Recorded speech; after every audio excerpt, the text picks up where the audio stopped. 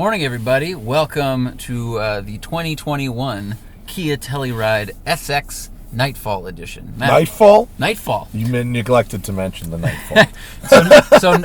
So Nightfall is basically an aesthetics package that adds blacked out different wheels, blacked out trim on the windows, some stuff like that. That's okay. Blacking out the trim is good. You want to black out the trim. You can't, but it's only the lower trim between the windows. Oh. So when it's silver, it actually looks really nice too. Oh, okay. So whatever suits your fancy. And the car doesn't have to come in black. You can get it in a bunch of different colors, despite being called Nightfall. But this is your first time sitting in Kia Telluride. It is. My first impression is that it's spacious. The materials are pretty good. And it looks upscale. There are certain buttons and knobs that are copied directly from other luxury brands. 100%. Which a lot of Volvo in here. There's some Volvo. There's some Mercedes with the buttons. Yeah, even the hazard in the center. Right, and that's not a terrible thing. It's done in a way that I think it mimics it without being stealing of the branding. Right. And I feel like they waited long enough for the hey Mercedes, are you done with this? Right.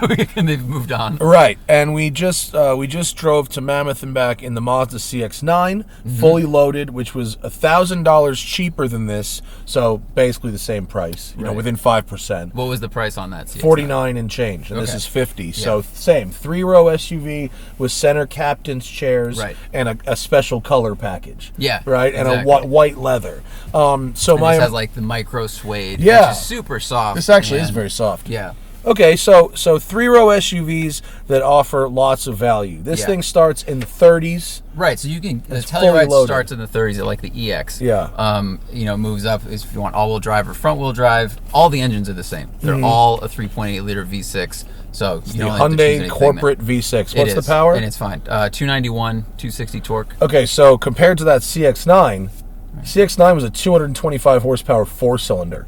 So you're getting a lot more power and torque and a lot more refinement from this powertrain, even just on paper. Which, when I drive this car empty, it feels quick enough. I bet if you load it with 6 people with like gear, this and the Mazda will feel slow. So this is 44,000 base. This is the SX all-wheel drive. Comes with 20-inch wheels, LEDs, 2 sunroofs, the captain's chairs, Harman Kardon surround system, and the surround view, parking, all that stuff. Additional equipment. Nightfall package is $1,300. This has the Prestige package, which has the heads-up display, the Napa leather trim, the fancy headliner we have here, which I want a blanket made out of, or underwear. I have a blanket made of this. Do you really? Yeah, it's good. Man, I'm going to come over. We're going to sleep in the same bed. Heated and vented second row seats. Oh, that's good. That's a great option. Yeah, heated and cooled second row is good, and then heated and cooled with the shades. We got the shades in the second row. The window shade is so key. And then it's got a tow package for $800, a couple cargo nets and stuff. So not a lot of options, really. That's good. I like it when they keep it pretty simple. Yeah. Start off with the flat.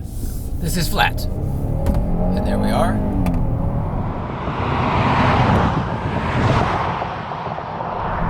Eight-speed automatic transmission. Acceptable. Totally fine. It's acceptable. Totally fine. Power is acceptable, like you said. This is the powertrain knob? Yeah, that's a little changes our modes. What mode are we in? We were in smart mode. Now we're in sport. If you go into sport, you'll notice that the steering gets a little bit heavier. It downshifts sometimes and just holds that gear for a while. Right. But there's no electronic adjustable suspension or anything like that. It's, end of the road. Which I like. The suspension in this is soft. Soft is good. The Lord, because this is a luxury car. It's supposed to be soft. For some of you wondering why we just drove a quarter of a mile uphill into a dead-end road, I don't know either. The answer is I don't know either. I might not have made that move. I didn't want to U-turn from our turnout on a blind corner. Understand. I see.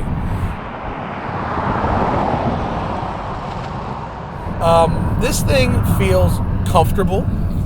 It feels pretty quiet in here. I don't hear a lot of road noise.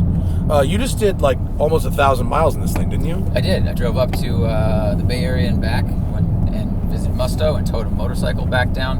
And your back is trashed. How you doing? Back was pretty good. I could use a tiny bit more lumbar. This does have adjustable. Yeah. But I got out of the car feeling fine. I didn't have any extra issues other than the ones I already have. Seats are pretty supportive. I think, if I was nitpicking, I wish, the bolsters had a little bit more shape to them. Yeah. But I think this is a really, really good value for a car based on aesthetics inside and out, the touch points, the way like the material feels, the way the leather feels, and all of it for $50,000. We've got radar cruise, right? It's got radar cruise is good. lane keep assist, Automatic cameras. rain sensing wipers. It's got that. Yep. It's Automatic got this high beams. This little Yep. trick where you when you signal, it puts up the camera in the center display. Oh, which the I blind thought spot was camera. cool, but I didn't actually use it that much. Okay. It's like you got to pull your eyes down off the road. Okay. I think you just use the mirror. It's better that than something that vibrates It at helps you. for it helps the for worst. parking.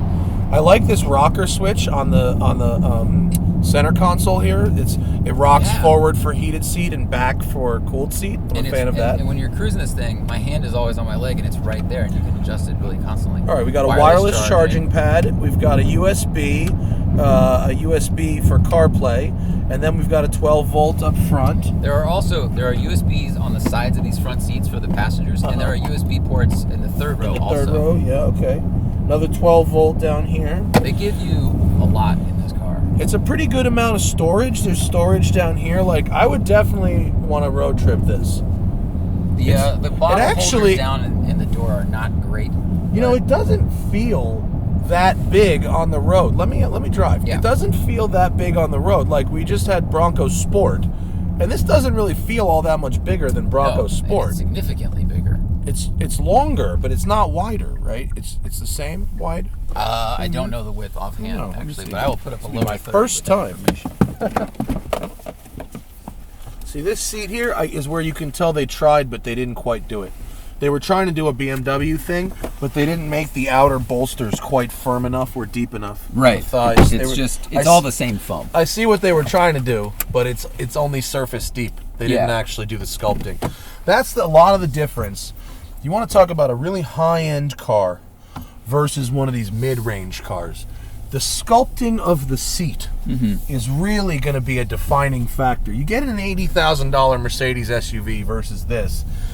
You might think your money's wasted, but that seat is really nice, going to be a nice seat. Well, they usually have lots of foam sections under the leather. Like when they pull the cover off to show you all the work they put into with like spine doctors and stuff, there's lots of different sections that support your whole body, which does make a big difference. Oh, look, sport mode is holding the gear. I know. It's actually holding the gear. All right, so initial thoughts. Lumbering, but fine. Yeah. Steering, reasonably precise for what we're doing. The wheel is good. They definitely copied Mercedes on the steering wheel itself. Oh, 100%. Which is fine. I like the buttons. I like the layout. I like the feel. They're easy to see. Let's see. Hook. Useful. The corner's reasonably flat. The steering is all right. You'll find like over undulations or things around town, it definitely kind of, it feels like a heavy boat in the water. The only way to do manual gear controls is with the lever and they're backwards. Yes, that's unfortunate. This is not a rally car. No, it's not. But look, if you had to get up and over a mountain pass, not terrible. No. The Michelin Primacy 20s, Primacy Tour, 20-inch tires. Some of these, like some of these materials I really like. Like, I want to like this wood grain looking stuff, but it doesn't look real. Oh, is it probably real? I don't know, but I think I like it. You like it? Yeah. I think it looks nice when I look at it, but not so much when I touch it. It doesn't. You know what it doesn't do? It's doing an impression, I think, of like the open pour wood that Volvo uses, which has a little bit more grit to it.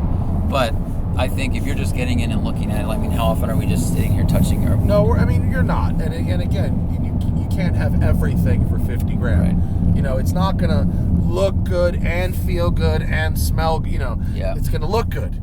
You know what I mean? It's gonna feel okay, and you're not gonna want to question if it's authentic or not. That's what you get for 50. Yeah. Don't ask no questions. All right. Right. Does it look good? Does it look like wood? Get out of here. And then Grant. And then my other question is, how does this hold up over time? Right. And that may not sound fair because I don't ask that of quite. If we get in an Audi, I don't go, well, how does it going to hold up over time? I do say. Well, we should ask that question with that. Well, I do say that I talk about warranty and stuff like that, but we don't talk about the the tactile quality of how they're going to hold up over time. But, I mean, look, third row, spacious. I can sit, and if I sit in the third row, like, and put the second row seat where I'm comfortable, and this is comfortable, I have enough legroom. My knees are not touching the second row. The trunk is then tiny. Yeah, but who well, cares? that's what happens in the third row. You got to choose a trunk or a third row. I regularly make fun of my friend Dave, who just had his first baby. Technically, his wife Sarah had their first baby, but they had their first baby, and they bought the Palisade, the Hyundai version of this. And I was like, oh, you need all that for one baby, huh? You know, Yeah, that's but a great point. and no, of course they don't need all that for one baby. But this and the CX-9, I think I prefer this to the CX-9. This has a more substantial door slam and a little more substantial feel than the CX-9, I think. But they definitely show that you can get quite a bit of car for, you know, $50,000. Right. Yeah, I mean, the competition in this space is, you know, the Honda CR-V. Minivans are really the best competitors, but I guess you can get the Highlander is almost $50,000 now, isn't it? It's yeah, gotta you can option stuff up. You can load a Highlander up to 50 too. We should. And anything from BMW starts at X5. It has an optional third row that's tiny, and an X7 starts at like 75. So yeah, you're not getting into the German three rows for this, but I mean, in general, pretty good. Yeah, pretty good. Road tripping, carrying people around. It's quiet. It's nice. Yeah. All right, nice job, Kia. It's the Telluride. It's Very okay. nice. Yeah, it's all right. I'm into it. It's all right. Thank you guys for watching. Thanks to Kia for letting us have this thing for a week, and we'll see you guys later. Bye. And remember, always fight your tickets. Use code TST10 on the Off the Record app available in the Android and iOS store, or go to offtherecord.com/TST.